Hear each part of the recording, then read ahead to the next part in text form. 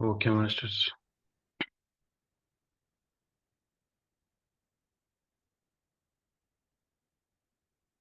ನಾವು ಲಾಸ್ಟ್ ಕ್ಲಾಸಲ್ಲಿ ಸಂಭ್ರಮದ ಬಗ್ಗೆ ತಿಳ್ಕೊಂಡ್ವಿ. ಇನ್ನು ಮುಂದಿನ ಭಾಗ ಇನ್ನೂ ತಿಳ್ಕೊಳ್ಳೋಣ. ಇದ್ರ ಬಗ್ಗೆ ಎಷ್ಟು ತಿಳ್ಕೊಂಡ್ರೂ ಕಡಿಮೆನೆ. ಯಾಕಂದ್ರೆ ನಾವು ಸಂಭ್ರಮಕ್ಕೋಸ್ಕರನೇ ಭೂಮಿ ಬಂದಿರೋದು. ಸೆಲೆಬ್ರೇಟ್ ಮಾಡಕ್ ಬಂದಿದ್ದೀವಿ ಭೂಮಿಗೆ. ಭೂಮಿಗೆ ನಾವು ಸೆಲೆಬ್ರೇಟ್ ಮಾಡಕ್ ಬಂದಿದೀವಿ ಅಂದ್ರೆ ಯಾವ ವಿಧವಾಗಿ ಸೆಲೆಬ್ರೇಟ್ ಮಾಡ್ಬೋದು, ಎಲ್ಲ ವಿಧವಾಗಿ ನಾವು ತಿಳ್ಕೋಬೇಕು.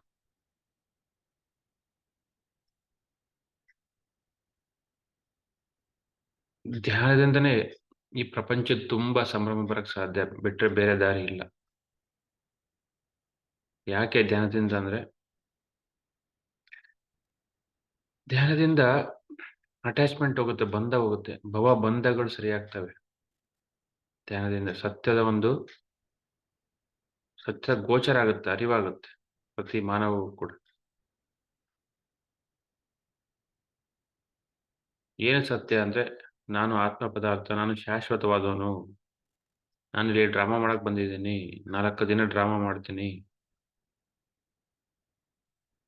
ಅದಾದ್ಮೇಲೆ ಕರ್ಮ ಸಿದ್ಧಾಂತ ಇದೆ.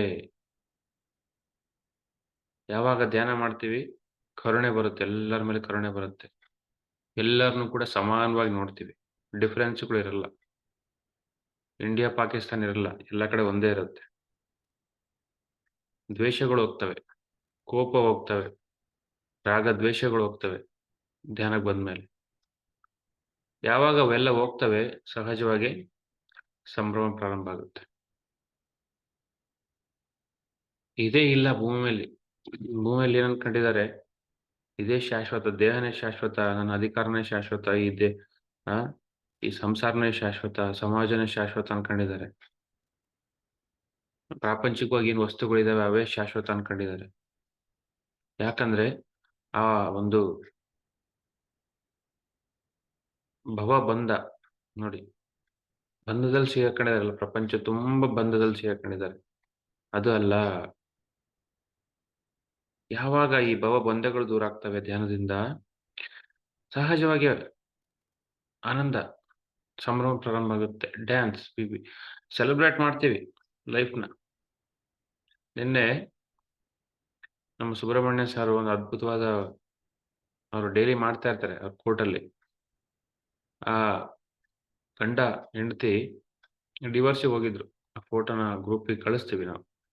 ಅಲ್ಲಿ ಧ್ಯಾನಕ್ಕಿಂತ ಮುಂಚೆ ದ್ವೇಷ, ಜಗಳಗಳು, ಕೋಪಗಳು.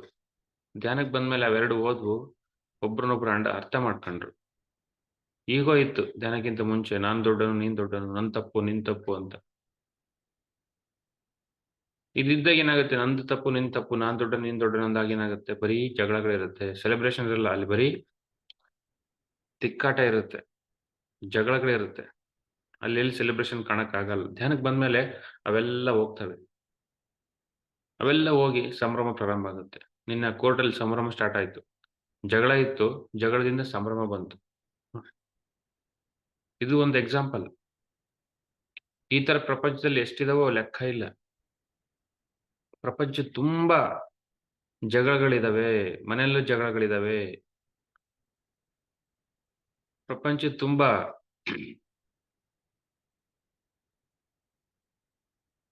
ನಾನ್ ದೊಡ್ಡವನು ನೀನ್ ದೊಡ್ಡವನು ಅಂತಾನೆ ಹೊಡೆದಾಡ್ತಿದ್ದಾರೆ. ಎಲ್ಲಿ ಸಂಭ್ರಮ ಬರಕ್ ಸಾಧ್ಯ? ನಂದು ನಂದು ನಂದು ಅಂತ. ನನಗೆ ಅಧಿಕಾರ ಬೇಕು, ನಂದೇ ನಡಿಬೇಕು, ಎಲ್ಲಿ ಸಿಗುತ್ತೆ ಸಂಭ್ರಮ? ಅದಾದ್ಮೇಲೆ ಆ ಒಂದು ಪ್ರಾಣಿನ ತಿಂತಿದ್ದಾರೆ ಸಾಯಿಸ್ಬಿಟ್ಟು. ಅಲ್ಲಿ ಹಿಂಸೆ ಕೊಡ್ತಿದ್ದಾರೆ, ಒಳಗಡೆ ಅದೇ ಹಿಂಸೆ ಬರುತ್ತೆ. ನಾವೇನ್ ಕೊಡ್ತೀವಿ ಅದೇ ಬರುತ್ತೆ. ಆ ಹಿಂಸೆ ಹೊರಗಡೆನೂ ಕೊಡ್ತೀಯ, ಒಳಗಡೆ ಕೂಡ ಅದು ಆಹಾರ ಹಾಕೊಂಡಾಗ ಒಳಗಡೆ ದುಃಖನೇ ಪ್ರಾರಂಭ ಆಗುತ್ತೆ, ಹಿಂಸೆನೇ ಪ್ರಾರಂಭ ಆಗುತ್ತೆ. ಎಲ್ಲಿ ಸಂಭ್ರಮ ಬರಕ್ ಸಾಧ್ಯ? ಆ ಮುಖಗಳು ನೋಡ್ಬೇಕು, ಮಾಂಸ ತಿಂದವ್ರ ಮುಖಗಳು. ಆ ಮುಖದಲ್ಲಿ ರಾಕ್ಷಸ ತಾಂಡವಾಡ್ತಿರ್ತಾನೆ, ಭಗವಂತ ಕಾಣಿಸ್ತಿರಲ್ಲ. ಎಲ್ಲಿ ಬರಕ್ ಸಾಧ್ಯ ಮಾಂಸ ತಿಂದ್ರೆ? ಸಂಭ್ರಮ. ಯಾಕಂದ್ರೆ ನೀನ್ ಏನ್ ಕೊಡ್ತಿದ್ಯಾ ಅದೇ ನಿನಗೆ ಬರುತ್ತೆ. ಕರ್ಮ ಸಿದ್ಧಾಂತ. As you sow you reap. ನೀನ್ ಏನ್ ಕೊಡ್ತೀಯಾ ಅದನ್ನೇ ಅನುಭವಿಸ್ತೀಯಾ. ಧ್ಯಾನ ಇಲ್ಲ, ಆಹಾರ ಪದ್ಧತಿ ಇಲ್ಲ, ಸಸ್ಯಾಹಾರ ಪಾಲಿಸ್ತಿಲ್ಲ, ಅಹಿಂಸೆ ಇಲ್ಲ, ಹೇಗೆ ಬರಕ್ ಸಾಧ್ಯ ಸಂಭ್ರಮ? ನೋಡಿ, ಸಂಭ್ರಮ ಬರ್ಬೇಕು. ಪ್ರತಿ ಮನುಷ್ಯಗೂ ಸಂಭ್ರಮ ಬರ್ಬೇಕು. ಏನ್ ಮಾಡ್ಬೇಕು? ಆ ಭವಬಂಧಗಳನ್ನ ಬಿಡಬೇಕು. ನಾನು ಅಂತಕ್ಕಂಥ ಒಂದು ಅಜ್ಞಾನದಿಂದ ಹೊರಗೆ ಬರ್ಬೇಕು. ನಂದು ಅಂತಕ್ಕಂಥ ಅಜ್ಞಾನದಿಂದ ಹೊರಗೆ ಬರ್ಬೇಕು. ಯಾವಾಗ ನಾನು ನಂದು ಅಂತಕ್ಕಂಥ ಒಂದು ಅಜ್ಞಾನದಿಂದ ಹೊರಗೆ ಬರ್ತಾನೆ ಮನುಷ್ಯ, ಭವಬಂಧ ಬಿಡ್ತಾನೆ, ಸಹಜವಾಗಿ ಸಂಭ್ರಮ ಸಂಭ್ರಮ ಪ್ರಾರಂಭ ಆಗುತ್ತೆ. ಪ್ರತಿ ಮನೆಯಲ್ಲೂ ಸಂಭ್ರಮ, ಪ್ರತಿ ಸಂಸಾರದಲ್ಲೂ ಸಂಭ್ರಮ, ಪ್ರತಿ ಸಮಾಜದಲ್ಲೂ ಸಂಭ್ರಮ. ಸ್ವಾರ್ಥ ಇಲ್ಲ, ಹೋಯ್ತು. ಸ್ವಾರ್ಥ ಹೋಯ್ತು. ಆ ಒಂದು ಹಿಂಸೆ ಹೋಯ್ತು. ಅಹಿಂಸೆ ಬಂತು. ಅಹಿಂಸೆಯಲ್ಲಿರೋದು ಸಂಭ್ರಮ, ನಿಜವಾದ ಸಂಭ್ರಮ. ಗಾಂಧೀಜಿ ಮೇರಾ ಭಾರತ್ ಮಹಾನ್ ಅಂತ ಹೇಳಿದ್ರು. ಎಲ್ಲಿ ಮಹಾನ್? ದಿನ ಕೋಟಿ ಕೋಟಿ ಪ್ರಾಣಿ ಸಾಯ್ತಾ ಇದಾವೆ ಆಹಾರಕ್ಕೋಸ್ಕರ. ಎಲ್ಲಿಂದ ಸಂಭ್ರಮ ಬರುತ್ತೆ? ಈ ಭಾರತ ಮಹಾನ್, ಇದು ಮಹಾಭೂಮಿ. ಇದು ಇಂಥ ಭೂಮಿಯಲ್ಲಿ ಧ್ಯಾನ ಇಲ್ಲ, ಸಸ್ಯಾಹಾರ ಇಲ್ಲ ಅಂದ್ರೆ ಎಲ್ಲಿ ಬರಕ್ ಸಾಧ್ಯ ಸಂಭ್ರಮ? ನೋಡಿ ಮಾಸ್ಟರ್ಸ್, ಅಹಿಂಸೆ ಇಲ್ಲ, ಸತ್ಯ ಇಲ್ಲ. ಅದಾದ್ಮೇಲೆ ಒಂದು ಪುರಂದರದಾಸದ ಒಂದು ಕೀರ್ತನೆ ಇದೆ, ಅದ್ಭುತವಾದ ಕೀರ್ತನೆ.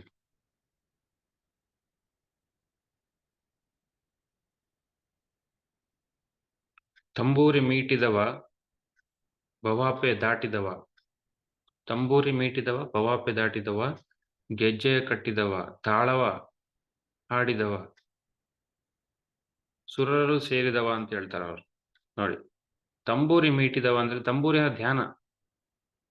ತಂಬೂರಿ ಅಂದ್ರೆ ಸಂಗೀತ ಒಂದೆಲ್ಲ. ತಂಬೂರಿ ಮೀಟಿದ ಅಂದ್ರೆ ಧ್ಯಾನ ಮಾಡ್ದ, ಶ್ವಾಸ ನೀಡ್ದ. ಭವಾಪೆ ದಾಟಿದವ, ಭವದಿಂದ ಹೊರಗೆ ಬಂದ, ಭವಬಂಧಗಳಿಂದ ಹೊರಗೆ ಬಂದ. ಭವಬಂಧದಿಂದ ಹೊರಗೆ ಬಂದ್ರೆ ಏನ್ ಸಿಕ್ತು? ಆ ಗೆಜ್ಜೆ ಕಟ್ತಾನೆ, ನಾಟ್ಯ ಮಾಡ್ತಾನೆ, ಶಿವನ್ ತರ ನಾಟ್ಯ ಮಾಡ್ತಾನೆ. ಭವಬಂಧ ಫಸ್ಟ್ ಧ್ಯಾನ ಹಿಡ್ದ, ಧ್ಯಾನ ಹಿಡಿದ ತಕ್ಷಣ ಭವಬಂಧಗಳು ದೂರ ಆದವು. ಭವಬಂಧ ದೂರ ಆದ ತಕ್ಷಣ ಗೆಜ್ಜೆ ಕಟ್ಟಿದವ, ನೋಡಿ ನಾಟ್ಯ ಮಾಡ್ದ, ಶಿವನ್ ತರ ನಾಟ್ಯ ತಾಂಡವ. ತಾಳವ ತಟ್ಟಿದವ, ನೋಡಿ ಹಾಡ್ದ, ಕುಣ್ದ. ಒಳಗಡೆ ಎಲ್ಲ ಹೋಯ್ತು, ಆ ನೆಗೆಟಿವಿಟಿ ಹೋಯ್ತು, ದುಃಖ ಹೋಯ್ತು. ಸುರರಲು ಸೇರಿದವ. ಸುರ ಅಂದ್ರೇನು? ಭಗವಂತ. ಭಗವಂತನ ಜೊತೆ ಸೇರ್ದ. ನೋಡಿ ಎಷ್ಟು ಅದ್ಭುತವಾಗಿದೆ ಈ ಕೀರ್ತನೆ. ಫಸ್ಟ್ ಏನು? ತಂಬೂರಿ ಮೀಟಿದ, ಧ್ಯಾನ ಮಾಡ್ದ. ಅದಾದ್ಮೇಲೆ ಧ್ಯಾನ ಮಾಡಿದ್ಮೇಲೆ ಭವಬಂಧಗಳು ದೂರ ಆದವು. ಗೆಜ್ಜೆ ಕಟ್ಟಿದ, ನಾಟ್ಯ ಮಾಡ್ದ, ತಾಳ ತಟ್ಟಿದ, ಹಾಡಾಡ್ದ, ಕುಣಿದ. ನೋಡಿ, ಅದಾದ್ಮೇಲೆ ಸುರರಲು ಸೇರಿದವ. ನೋಡಿ, ಭಗವಂತನ ಜೊತೆ ಸೇರ್ದ, ಆ ವಿಠಲನ ಜೊತೆ ಸೇರ್ದ. ವಿಠಲ ಕಾನ್ಶಿಯಸ್ನೆಸ್, ಕೃಷ್ಣ ಕಾನ್ಶಿಯಸ್ನೆಸ್ ಅಂದ್ರೆ ಮುಕ್ತಿ ಸಿಕ್ತು ಅಂತ ಆನಂದ ಬಂತು. ನೋಡಿ ಮಾಸ್ಟರ್ಸ್, ಇಷ್ಟು ಅದ್ಭುತವಾಗಿದೆ ಕೀರ್ತನೆ. ಇಷ್ಟೇ ವಿಷಯ ಇರೋದು. ಬಂಧ ಬಿಡು, ಮುಕ್ತಿ ಸಿಗುತ್ತೆ, ಸೆಲೆಬ್ರೇಷನ್ ಸಿಗುತ್ತೆ. ಎಲ್ಲೇ ತನಕ ಸತ್ಯ ಹಿಡಿಯಲ್ಲೋ, ಧ್ಯಾನಕ್ಕೆ ಬರಲ್ಲೋ, ಭವಬಂಧಗಳು ಹೋಗಲ್ಲ. ಭವಬಂಧ ಹೋಗದೆ ನಿನಗೆ ಸಂಭ್ರಮ ಬರಕ್ ಸಾಧ್ಯ ಇಲ್ಲ, ಅಸಂಭವ. ಪ್ರಪಂಚ ತುಂಬಾ ಧ್ಯಾನ ಬರ್ಬೇಕು. ಎಲ್ಲರೂ ಧ್ಯಾನಿಗಳಾದ್ರೆ ಸಂಭ್ರಮ ತನ್ನಷ್ಟೇ ತಾನೇ ಬರುತ್ತೆ. ಪ್ರತಿ ಸಮಾಜದಲ್ಲೂ, ಪ್ರತಿ ಮನೆಯಲ್ಲೂ ಸಂಭ್ರಮ ಬಂದೇ ಬರುತ್ತೆ. ಸಹಜವಾಗೇ ಬರುತ್ತೆ ಸಂಭ್ರಮ. ಇನ್ನೊಂದು ರಿಚರ್ಡ್ ಬಾಕ್ ಸ್ಟೇಟ್ಮೆಂಟ್ ಇದೆ, ಅದ್ಭುತವಾದ ಸ್ಟೇಟ್ಮೆಂಟ್ ಅದು. ಯಾವತ್ತಿರ್ತಕ್ಕಂಥ ಸ್ಟೇಟ್ಮೆಂಟ್. ಏನು? ನಮ್ಮ ಗುರುಗಳು ಹೇಳ್ತಾ ಇದ್ರು ಅದನ್ನ. Mark of your ignorance is the depth of belief in injustice and ಟ್ರಾಜಡಿ ಅಂತ ಹೇಳ್ತಾರೆ. ನೋಡಿ, mark of your ignorance is the depth of belief in injustice and ಟ್ರಾಜಡಿ. Mark of your ignorance ಅಂದ್ರೆ ನಿನ್ನ ಒಂದು ಅಜ್ಞಾನ ಏನ್ ತೋರಿಸುತ್ತಪ್ಪ ಅಂದ್ರೆ ಅಲ್ಲಿ ಏನೋ ಮೋಸ ಆಗ್ತಿದೆ, ಇಂಜಸ್ಟಿಸ್, ಟ್ರಾಜಡಿ, ಏನೋ ಒಂದು ದುರಂತ ನಡೀತು ಅಂತ ಅನ್ಕಂತಿದ್ಯಾ? ತುಂಬಾ ಆಳವಾದ ಒಂದು ವಿಷಯ ಇದು. ಎಲ್ಲಿ ಮೋಸ ಇಲ್ಲ, ಎಲ್ಲಿ ದುಃಖ ಇಲ್ಲ, ಎಲ್ಲಿ ಟ್ರಾಜೆಡಿ ಆಗಿಲ್ಲ, ಅಂದ್ರೆ ದುರಂತ ಆಗಿಲ್ಲ ಅಂತ ಹೇಳ್ತಾರವ್ರು. ಎಲ್ಲಿ ಆಗಿದೆ? ನೀನು ದೇಹ ಅಲ್ಲ, ಮನಸ್ಸಲ್ಲ, ನೀನು ಆತ್ಮ ನೀನು. ನಿನಗೆ ಯಾರೋ ಅವಮಾನ ಮಾಡಿದ್ರು, ಮೋಸ ಅಲ್ಲ ನಿನಗೆ. ನಿಂದ್ ಯಾರೋ ಒಂದು ಕಳ್ತನ ಮಾಡಿದ್ರು, ಯಾವುದೋ ಒಂದು ವಿಷಯ, ಏನೋ ಒಂದು ಕಳ್ತನ ಆಯ್ತು. ಆ? ಅಥವಾ ಯಾರಿಗೋ ಆಕ್ಸಿಡೆಂಟ್ ಆಯ್ತು. ಏನೋ ಕಳ್ಕೊಂಡ್ರು. ಅಥವಾ ಜೀವನ ಪರ್ಯಂತ ನೀನು ಕಷ್ಟಪಟ್ಟಿ. ಸಂಸಾರಕ್ಕೋಸ್ಕರ ಕಷ್ಟಪಟ್ಟು, ಮಕ್ಳಿಗೋಸ್ಕರ ಕಷ್ಟಪಟ್ಟು, ಅವ್ರ ಮಕ್ಳು ನಿನ್ನ ಹೊರಗೆ ಹಾಕಿದ್ರು. ಅದು ಕೂಡ ನಿನಗೆ ಮೋಸ ಇಲ್ಲ, ಇಂಜಸ್ಟಿಸ್ ಇಲ್ಲ ನಿನಗೆ. ಅಂದ್ರೆ ನಿನಗೇನು, ನೀನೇನು ಕಳ್ಕೊಂಡಿಲ್ಲ ನೀನು. ನಿನಗೆ ಅವಮಾನ ಆಗಿಲ್ಲ, ಇಂಜಸ್ಟಿಸ್ ಆಗಿಲ್ಲ ನಿನಗೆ. ಯಾಕೆಂದ್ರೆ ನಿನ್ ದೇಹ ಅಲ್ಲ, ನಿನ್ನ ಆತ್ಮ ಪದಾರ್ಥ. ನಿನ್ ಕರ್ಮ ಇದೆ, ನಿನ್ ಕೆಲ್ಸ ಇದೆ. ಹಂಗಾಗಿ ಆಗಿದೆ ನಿನಗೆ. ಆತ್ಮಕ್ಕೆ ಕರ್ಮ ಸಿದ್ಧಾಂತ ಇದೆ. ಮನಸ್ಸಿಗೆ ಅರ್ಥ ಆಗಲ್ಲ ಅಜ್ಞಾನದಲ್ಲಿ. ನೋಡಿ masters, mark of your ignorance is the depth of belief in injustice and tragedy. ನೀನು ಎಷ್ಟು ಮಟ್ಟಿಗೆ ನೀನು ನನಗೆ ಅವಮಾನ ಆಯ್ತು, ದುರಂತ ಆಯ್ತು, ನನ್ನ ಜೀವನದಲ್ಲಿ ದುರಂತ ನಡೀತು, ಇನ್ಯಾರ ಜೀವನದಲ್ಲಿ ದುರಂತ ನಡೀತು, ಇನ್ಯಾರಿಗೋ ಅವಮಾನ ಆಯ್ತು, ಆ ಸಂಸಾರಕ್ಕೆ ಅವಮಾನ ಆಯ್ತು, ಇನ್ಯಾರಿಗೋ. ಅಂದ್ರೆ ನಿನ್ನ ಒಂದು ಇಗ್ನೊರೆನ್ಸ್, ಅಜ್ಞಾನ ತೋರಿಸುತ್ತೆ ಅಂತ ಹೇಳ್ತಾರವ್ರು. ಎಲ್ಲಿದೆ? ಎಲ್ಲಿ ಆಗದೇ ಇಲ್ಲ ಫಸ್ಟ್ ಆಫ್ ಆಲ್. ಕರ್ಮ ಸಿದ್ಧಾಂತ ಇದೆ, ಧರ್ಮ ಇದೆ, ಮಾಡ್ತಿದ್ಯಾ ನೀನು ಸಂಸಾರಕ್ಕೋಸ್ಕರ, ಏನೋ ಕಷ್ಟಪಟ್ಟಿದೆ. ಕೊನೆಗೆ ನಿನ್ ಮಕ್ಳು ಹೊರಗೆ ಹಾಕಿದ್ರು ಕೂಡ ನಿನಗೇನು ಇಂಜಸ್ಟಿಸ್ ಆಗಿಲ್ಲ, ಮೋಸ ಆಗಿಲ್ಲ ನಿನಗೆ. ನಿನ್ ಕರ್ಮ ಇತ್ತು ಅಷ್ಟೇ. ಅಥವಾ ಅವನ್ ಚಾಯ್ಸ್ ಅವಂದು ಅಷ್ಟೇ. ನಿನಗೆ ಅಂದ್ರೆ ಏನು? ನಿನ್ನ ಆತ್ಮ. ತಿಳ್ಕೊಳ್ಳಿ ಮಿಸ್ಟರ್ಸ್, ಇದು ಇಂಪಾರ್ಟೆಂಟ್. ನೀನು ಮನಸ್ಸಿನ ದೃಷ್ಟಿಯಲ್ಲಿ ನೋಡಿದಾಗ ಏನಾಗುತ್ತೆ, ನಿನಗೆಲ್ಲ ಅವಮಾನಗಳು ಅಥವಾ ನಿನಗೆ ಇಂಜಸ್ಟಿಸ್, ನಿನಗೆ ತೊಂದರೆಗಳು ಅಥವಾ ಮೋಸ, ಮನಸ್ಸಿನ ದೃಷ್ಟಿಯಿಂದ ನೋಡಿದ್ರೆ. ಅದೇ ಹೇಳ್ತಾರೆ, ಮಾರ್ಕ್ ಆಫ್ ಯುವರ್ ಇಗ್ನೋರೆನ್ಸ್ ಹೇಳ್ತಾರೆ. ಮಾರ್ಕ್ ಆಫ್ ಯುವರ್ ಇಗ್ನೋರೆನ್ಸ್ ಅಂದ್ರೆ ಏನು? ನಿನ್ನ ಒಂದು ಅಜ್ಞಾನ ತೋರಿಸುತ್ತೆ. ನಿನಗೇನೋ ಮೋಸ ಆಯ್ತು ಅಂದ್ರೆ ನಿನಗಾಗಿಲ್ಲ. ಎದಕ್ಕಂದ್ರೆ ನೀನು ದೇಹ ಅಲ್ಲ, ನಿನ್ನ ಆತ್ಮ ಪದಾರ್ಥ. ನಿನ್ ಮನ್ಸಲ್ಲ, ಆತ್ಮ ಪದಾರ್ಥ. ಆತ್ಮಕ್ಕೆ ಎಲ್ಲಿ ಆಗಕ್ ಸಾಧ್ಯ? ಬಂದಿದೀವಿ ಒಂದು ಒಂದ್ ಸ್ವಲ್ಪ ಹೊತ್ತು ಇದ್ಬರಕ್ ಬಂದಿದೀವಿ ಇಲ್ಲಿಗೆ. ಆ ಇದ್ ಸ್ವಲ್ಪ ಹೊತ್ತು ಕೂಡ ಇಲ್ಲ ಆಧ್ಯಾತ್ಮದಲ್ಲಿ. ಟೈಮೇ ಇಲ್ಲ ಫಸ್ಟ್ ಆಫ್ ಆಲ್. ಒಂದು ಸುಮ್ನೆ ಹಿಂಗ್ ಹೋಗ್ಬರಕ್ ಬಂದಿದ್ವಿ, ದಾರಿಗೆ ಹೋಗ್ತೀವಿ, ಒಂದ್ ಯಾವ್ದೋ ರೋಡಿಗೆ ಹೋದಂಗೆ ಬಂದಿದೀವಿ ಭೂಮಿಗೆ ಅಷ್ಟೇ. ನಾವು ತರಕಾರಿ ತರಕ್ ಹೋದಂಗ ಅಥವಾ ಏನೋ ಹೊರಗಡೆ ಹೋದಂಗ, ಮಾರ್ಕೆಟಿಗೆ ಹೋದಂಗ ಹಂಗೆ ಬಂದಿದೀವಿ ಭೂಮಿಗೆ ಅಷ್ಟೇ. ಅಷ್ಟ್ ಬಿಟ್ರೆ ಏನೂ ಅಲ್ಲ. ಇದನ್ನೇ ಒಂದ್ ದೊಡ್ಡದು ವಿಷಯ ಮಾಡ್ಕೊಂಡು ನನಗೆ ಮೋಸ ಆಯ್ತು, ದುರಂತ ಆಯ್ತು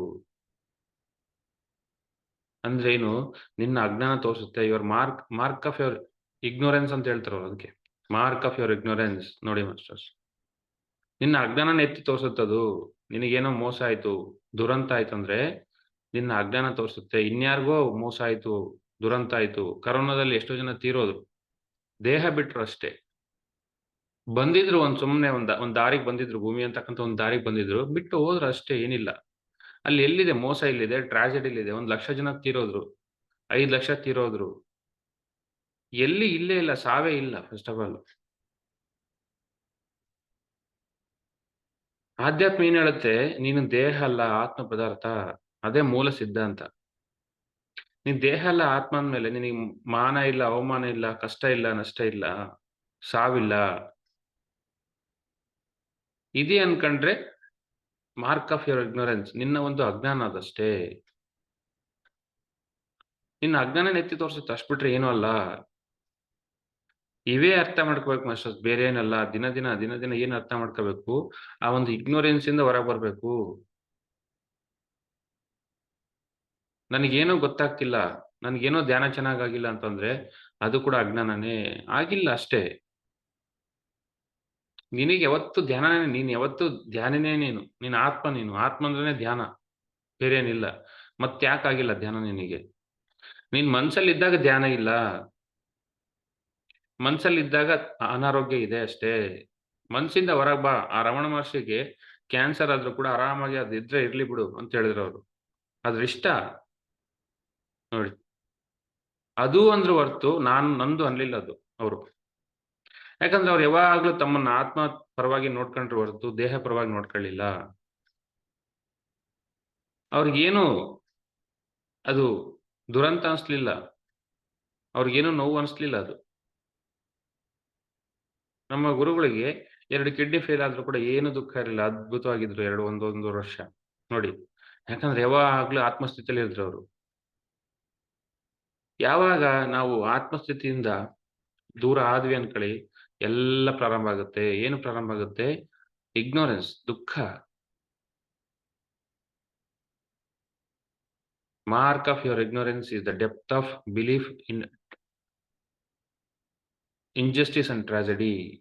ಇಂಜಸ್ಟಿಸ್ ನಿನಗೇನೋ ಮೋಸ ಆಗಿದೆ. ನಿನಗೆ ಅಥವಾ ಎಲ್ಲೋ ದುರಂತ ಆಗಿದೆ. ಎಲ್ಲಿ ದುರಂತ ಇಲ್ಲ. ನಿನ್ನೆ ಕುಂಭಮೇಳದಲ್ಲಿ ಒಂದ್ ಸ್ವಲ್ಪ ಜನ ಸತ್ರು. 30 ಜನ, 40 ಜನ ಸತ್ರು. ಅಲ್ಲಿ ಏನು ದುರಂತ ಇಲ್ಲ. ಅವ್ರ ಟೈಮ್ ಇತ್ತು ಬಂತು ಹೋದ್ರು ಅಷ್ಟೇ. ಆ ಸೋಲ್ ಡಿಸೈರ್ ಅಷ್ಟೇ ಅದು. ಆ ಸೋಲ್ ಹಂಗೇ ಕೋರ್ಕೊಂಡ್ ಬಂದಿತ್ತು. ಆತ್ಮ ಕೋರ್ಕೊಂಡ್ ಬಂದ್ಮೇಲೆ ಆ ಟೈಮ್ ಬಂತು ಹೋದ್ರು ಅಷ್ಟೇ. ಇಲ್ಲಿ ಇಂಜಸ್ಟಿಸ್ ಇಲ್ಲ, ಟ್ರಾಜೆಡಿ ಇಲ್ಲ. ದುರಂತ ಅಲ್ಲೇ ಅಲ್ಲ. ಆಧ್ಯಾತ್ಮಿಕವಾಗಿ ನೋಡಿದ್ರೆ ಎಲ್ಲಿ ದುರಂತಗಳಿಲ್ಲ ಮಾಸ್ಟರ್ಸ್ ತಿಳ್ಕೊಳ್ಳಿ. ಎಲ್ಲಿ ಮೋಸ ಇಲ್ಲ, ನಷ್ಟ ಇಲ್ಲ. ಯಾಕಂದ್ರೆ ನೀನ್ ಯಾವತ್ತೂ ಭಗವಂತನೇ. ನೀನ್ ಆತ್ಮ ಪದಾರ್ಥ ಅಂದ್ರೆ ಆತ್ಮನೇ ಭಗವಂತ. ಜೀವವೇ ದೇವರು. ದೇವ್ರಿಗೆ ಎಲ್ಲಾಗಕ್ ಸಾಧ್ಯ? ಮೋಸ ಆಗಕ್ ಸಾಧ್ಯ ಇಲ್ಲ, ದುರಂತ ಆಗಕ್ ಸಾಧ್ಯ ಇಲ್ಲ. ದೃಷ್ಟಿ ಸರಿ ಇಲ್ಲ, ದ್ರಷ್ಟ ಸರಿ ಇಲ್ದಾಗ ಏನಾಗುತ್ತೆ ಎಲ್ಲಾ ಕಡೆ ಮೋಸ, ದರೋಡೆ ಅಥವಾ ದುರಂತಗಳು ಕಾಣ್ತಾವೆ ಹೊರ್ತು, ನೋಡೋ ದೃಷ್ಟಿ ಸರಿಯಾದ್ರೆ ಸಹಜವಾಗಿ ಎಲ್ಲಿ ದುರಂತ ಇಲ್ಲ, ಮೋಸ ಇಲ್ಲ, ನೋವಿಲ್ಲ. ಆ ರಮಣ ಮಹರ್ಷಿಗೆ ಯಾವತ್ತೂ ನೋವು ಅನಿಸ್ಲಿಲ್ಲ. ನಮ್ಮ ಗುರುಗಳಿಗೆ ಯಾವತ್ತೂ ನೋವು ಅನಿಸ್ಲಿಲ್ಲ. ಬಟ್ ನೋಡೋರ್ಗೆ ಅನಿಸ್ತು ನೋವಂತ. ಯಾಕಂದ್ರೆ ನೋಡೋರ್ಗೇನು ದೇಹನೇ ನೋಡ್ತಿದ್ದಾರೆ. ನಾವು ನಮ್ಮ ಗುರುಗಳು ದೇಹನೇ ನೋಡ್ತಿದ್ವಿ ಹೊರ್ತು ಆತ್ಮ ನೋಡೋಷ್ಟು ಆ ಒಂದು ಜ್ಞಾನ ಕಡಿಮೆ ಇತ್ತು. ಆ ಗುರುಗಳಿಗೆ ನಾವು ಅಂಟ್ಬಿಟ್ಟಿದ್ವಿ ಆ ದೇಹಕ್ಕೆ. ಆ ಗುರು ಎಲ್ಲ ಕಡೆ ಇದ್ದಾನೆ. ಇವತ್ತೂ ಇದ್ದಾನೆ. ಎಲ್ಲ ಕಡೆ ಇದ್ದಾನೆ. ಇವಾಗ್ಲೂ ಎಲ್ಲ ಕಡೆ ಇರ್ತಾನೆ. ಆ ಒಂದು ಆ ಒಂದು ಅನಂತವಾದ ಜ್ಞಾನ ಇಲ್ದಾಗ ಏನಾಗುತ್ತೆ, ಸಹಜವಾಗಿ ನೋವಿದೆ. ಗುರು ಹೋದ, ಹೋದ, ಹೋದ ಅಂತ. ಗುರು ಬಗ್ಗೆ ಯಾವತ್ತೂ ಅಟ್ಯಾಚ್‌ಮೆಂಟ್ ಇರಬಾರ್ದು. ಅಟ್ಯಾಚ್‌ಮೆಂಟ್ ಇದೆ ಅಂದ್ರೆ ಏನರ್ಥ? ನೀನು ಇನ್ನೂ ಅಜ್ಞಾನದಲ್ಲಿದೀಯಾ, ಕತ್ಲಲ್ಲಿದೀಯಾ ಅಂತ ಅರ್ಥ. ಅಂತ ಮಹಾ ಸೇವೆ ಮಾಡಿದವ್ರಿಗೆ ಇಂಥ ಒಂದು ರೋಗ ಬರ್ಬೇಕಾಗಿತ್ತಾ? ಅಂತ ಅನ್ಕೊಂತಾರೆ. ಕರ್ಮ ಸಿದ್ಧಾಂತ ಇದೆ. ಅವ್ರ ಚಾಯ್ಸ್ ಇದೆ. ಅದು ಸತ್ಯ. ಅದ ಬಿಟ್ಬಿಟ್ಟು ಅವ್ರಿಗ್ಯಾಕೆ ಹಿಂಗಾಯ್ತು ಅಂದ್ರೆ, ಎಲ್ಲಿ ಮೋಸ ಇಲ್ಲ, ಟ್ರಾಜೆಡಿ ಇಲ್ಲ ಮಾಸ್ಟರ್ಸ್, ದುರಂತಗಳಿಲ್ಲ ತಿಳ್ಕೊಳ್ಳಿ. ನಮ್ಮ ಜೀವನದಲ್ಲಿಲ್ಲ, ಹೊರಗಡೆ ಎಲ್ಲೂ ಇಲ್ಲ. ಇದೆ ಅನ್ಕೊಂಡ್ರೆ ಮಾರ್ಕ್ ಆಫ್ ಯುವರ್ ಇಗ್ನೋರೆನ್ಸ್. ನಿನ್ನ ಒಂದು ಇಗ್ನೋರೆನ್ಸ್, ನಿನ್ನ ಅಜ್ಞಾನ, ಇಲ್ಯೂಷನ್, ಭ್ರಮೇಲ್ ಬದುಕ್ತಿದೀಯ ಅಂತ. ಆ ಭ್ರಮೆಯಿಂದ ಏನ್ ಮಾಡ್ಬೇಕು? ಸತ್ಯಕ್ಕೆ ಬರ್ಬೇಕು. ಅವಾಗ ಏನಾಗುತ್ತೆ? ಸಂಭ್ರಮ ಪ್ರಾರಂಭ ಆಗುತ್ತೆ. ಈ ವಿಷಯಗಳಲ್ಲೆಲ್ಲ ಇದ್ದಾಗ ಏನಾಗುತ್ತೆ? ಸಂಭ್ರಮ ಎಲ್ಲಿ ಸಿಗಕ್ ಸಾಧ್ಯ? ಪ್ರತಿಯೊಂದು ಸರಿಯಾಗಿರುತ್ತೆ. ನಾವು ದೃಷ್ಟಿ ಸರಿಯಾಗಿರಲ್ಲ. ಅದು ಸಮಸ್ಯೆ. ದೃಷ್ಟಿ ಯಾಕೆ ಸರಿಯಿಲ್ಲ ಅಂತಂದ್ರೆ, ಆ ಒಂದು ಸತ್ಯದ ಒಂದು ಅರಿವಾಗಿಲ್ಲ ಮನುಷ್ಯಗೆ. ಸತ್ಯದ ಅರಿವಾಗ್ಬೇಕು. ಕೋಟ್ಯಾನುಕೋಟಿ ಲೋಕಗಳಿದಾವೆ. ಅದ್ರಲ್ಲಿ ಭೂಮಿ ಒಂದು ಸಣ್ಣ ಧೂಳಿದ್ದಂಗೆ ಅಷ್ಟೇ. ಅದ್ರಲ್ಲಿ ನಾವೆಷ್ಟು? ನಮ್ಮ ದೇಹ ಎಷ್ಟು? ಕೋಟ್ಯಾನುಕೋಟಿ ಲೋಕಗಳಿದಾವೆ. ಆ ಲೋಕಗಳೆಲ್ಲ ನಿನ್ನೊಳಗೆ ಇದಾವೆ ಮತ್ತೆ. ಬೇರೇನಿಲ್ಲ. ನೀನು ಬೇರೆ ಅಲ್ಲ, ಆ ಲೋಕಗಳು ಬೇರೆ ಅಲ್ಲ. ಯಾಕಂದ್ರೆ ನೀನೇ ಭಗವಂತ. ಪ್ರತಿಯೊಬ್ಬರಲ್ಲೂ ಇದಾವೆ. ಇಷ್ಟು ಪೊಟೆನ್ಷಿಯಲ್ ಇರ್ಬೇಕಾದ್ರೆ, ಇದ್ಯಾವುದೋ ಒಂದು ದೇಹಕ್ಕೆ ಹತ್ರ ಏನು? ಈ ದೇಹದಲ್ಲಿ ಬರ್ತಕ್ಕಂಥ ರೋಗಗಳಿಗೆ ಹತ್ರ ಏನು? ಅಥವಾ ನಿನಗೆ ಸಂಸಾರದಲ್ಲಿ ಬರ್ತಕ್ಕಂಥ ಸಮಸ್ಯೆಗಳಿಗೆ ಹತ್ರ ಏನು? ಏನಾದ್ರೂ ಅರ್ಥ ಇದೆಯಾ? ನೀನು ಯಾವತ್ತೂ ಇರ್ತಕ್ಕಂಥವನು, ಶಾಶ್ವತವಾದವನು ನೀನು. ನೀನು ಭಗವಂತ. ನಿನ್ನಲ್ಲಿ ಎಲ್ಲ ಇದೆ ನಿನ್ನತ್ರ.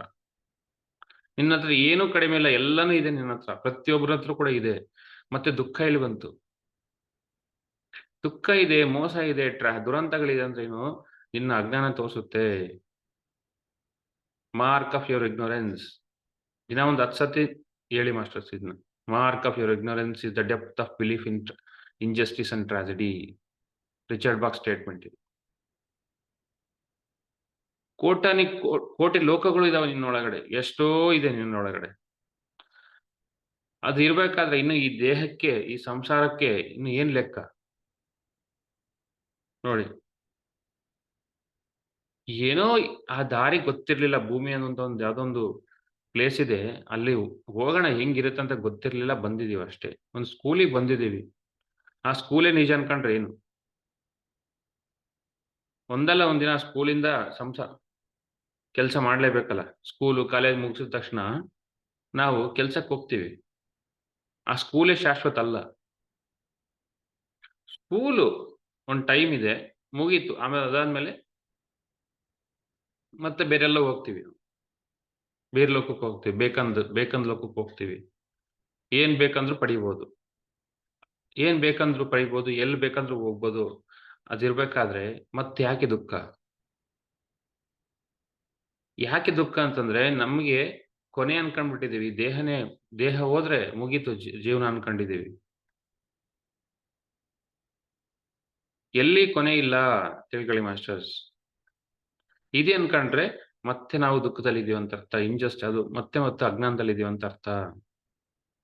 ಇಗ್ನೋರೆನ್ಸ್ ಅಂತ ಹೇಳ್ತಾರೆ ಅದಕ್ಕೆ ಅವರು. ಎಲ್ಲಿ ಇಗ್ನೋರೆನ್ಸ್ ಇರುತ್ತೆ ಅಲ್ಲಿ ಆನಂದ ಬರಕ್ ಅಸಂಭವ.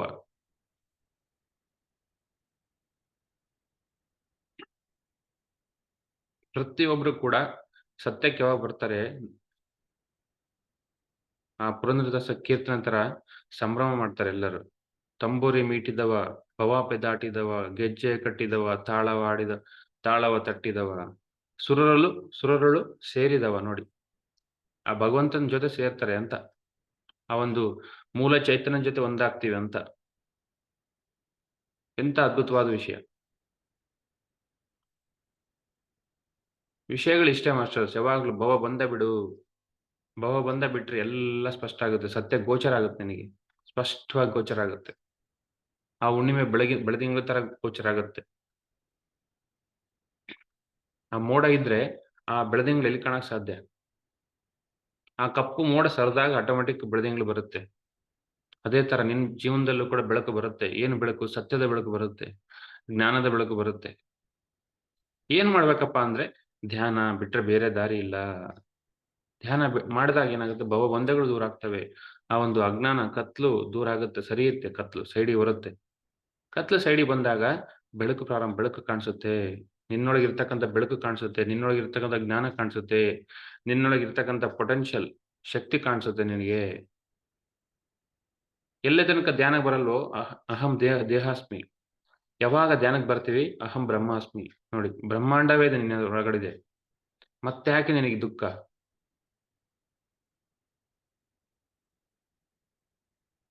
ಇಷ್ಟೇ ವಿಷಯ ಇರೋದು.